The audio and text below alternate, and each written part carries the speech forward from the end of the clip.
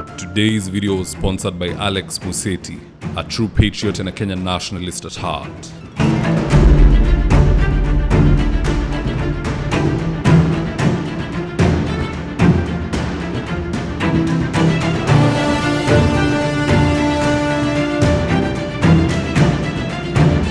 Stand by for debrief in 3, 2, 1. Of late, Farouk Kibet has become very wild to the point of lecturing Uhuru Kenyatta, lecturing Gachagua, drumming up support for Shah, and taking to podiums pretty much every other chance he gets. Now, in this video, I want us to look into why Farouk is suddenly behaving this way, because I'd like to believe Farouk si mjinga, kuna kitu anachora. And with no further ado, let's get after it. Now, personally, I tend to believe that the primary reason behind this upsurge or uptick in Farouk's political activity is the fact that he wants to vie for MP in 2027. And I know his greatest inspiration ni watu kama Oscar Sudi. Sudi hajasoma kama yeye. They come from the same region. Wanaongea the same vernacular. Wote ni products wa bottom up or what some might call the Kenyan dream. So wanaona we have a lot in common. Hata kama masomo haiko, kama huyu alienda akapanga namna hii na akapata, hata mimi naweza pata. You know, in this life, all you need is to see someone who was in your exact situation na yeye alitoka. Kama mtu alikuwa na cancer akapona, hata wewe unaona there is hope utapona. So I believe Sudi is having an impact. I don't know if it's a good or a bad impact, but he's having some sort of impact on Farouk Kibet, and he's feeling that even he can replicate what Sudi has done. And it will sound like a joke to many, but believe it or not, if Farouk decides to vie,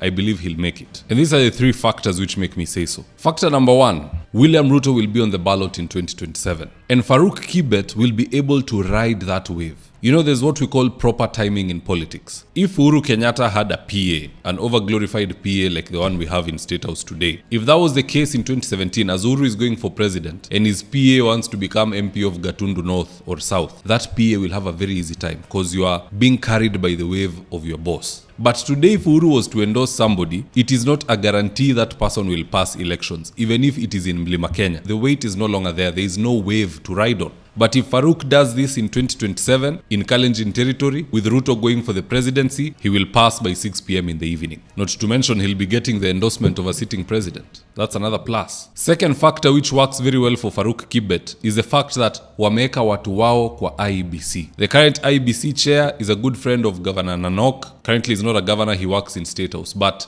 you can see that chain. So you want to tell me Farouk hizi saidiwa apate degree pale Teams University or any other university around that can cook some of these things, and the IEBC will just ratify them to run? The only way to stop Farouk will be in court, and the court doesn't work that way. There is no way Farouk will be given the rights to be in the ballot and someone will rush to court to challenge that right. I'm yet to see that happening in a court of law. Usually, it is the IEBC which bars a candidate from being on the ballot, and the candidate or their allies rush to court to overturn that decision. So if the decision rests with the IEBC, Farouk atapewa karatasi zake. Even the registrar of political parties will clear him, because the immediate former registrar of political parties is now an IEBC commissioner. Anapiga tu simu kwa yule mtu aliachia. So clearance, I don't think is an issue. Third factor that is working for Farouk Kibet. Just have a look at this video for instance. Farouk Kibet is getting free media coverage. His name is forever in perpetual motion because he's the president's PA. Every time he talks, someone somewhere will have to cover him. This newfound fame is what he's using to build a name for himself as he gears up for 2027. Anataka afike 2027 akiwa na pesa. I believe tayari yako na pesa. Tulisikia rumors lazima mtu ape kitu ndo aone rais. On top of that, ndo hii jina ametengeneza. On top of that, he's going to get an endorsement from the president. On top of that, IEBC ni watu wao wamekalia pale, so clearance is not an issue. What is going to stop this gentleman from being in parliament in the next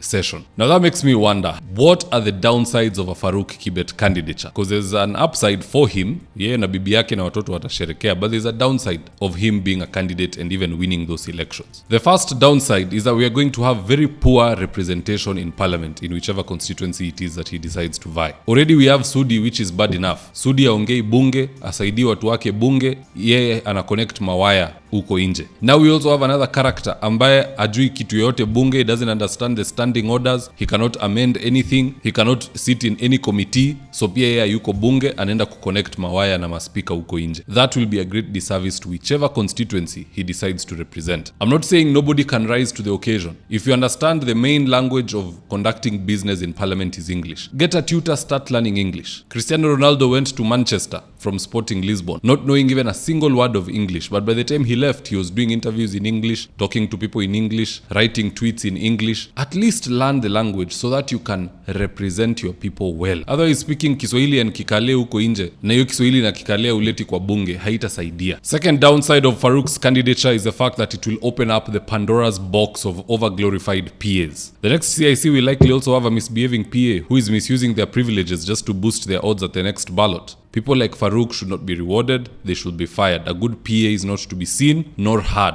Anafaa afanye kazi yake kama amefunga mdomo like the aide de camp. The ADC is the best PA that the president has. Farouk is not a PA. I don't even know what to call him because what he's doing is overstepping. Lecturing leaders, directing leaders. Siku ingine tumeona picha gari yake iko na bendera na hakuna waziri ndani. Those are the things we are talking about that is a gross violation of the constitution. But at the end of the day, guys, that's just my opinion. Do let me know your own comments in the comment section below and I'll do my best to read them and to give you a response. In the event you're here for the first time, please go on and hit the subscribe button. And if you're watching for a different platform, just head on over to YouTube, search for David Wafula, hit the subscribe button. You're going to be getting a ton of content of this nature. If politics is something you're passionate about, this is definitely the one channel that you really need to subscribe to.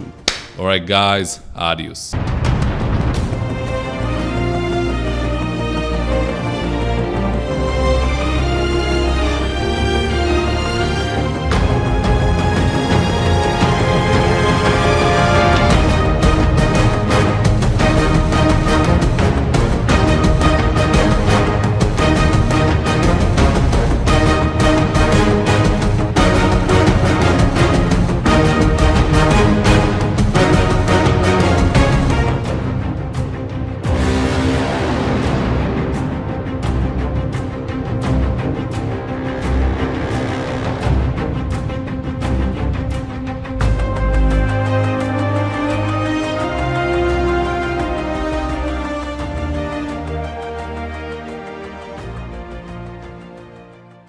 Thank you for choosing David Wafula as your primary news platform. We put countless hours in research, recording, and editing. By showing up each and every day to watch our videos, you encourage us to generate more videos for the viewers. We are on a mission to inform, educate, and build a better tomorrow. To our thousands of followers in a world full of presidents, kings, and queens, you are the real gem. Adios.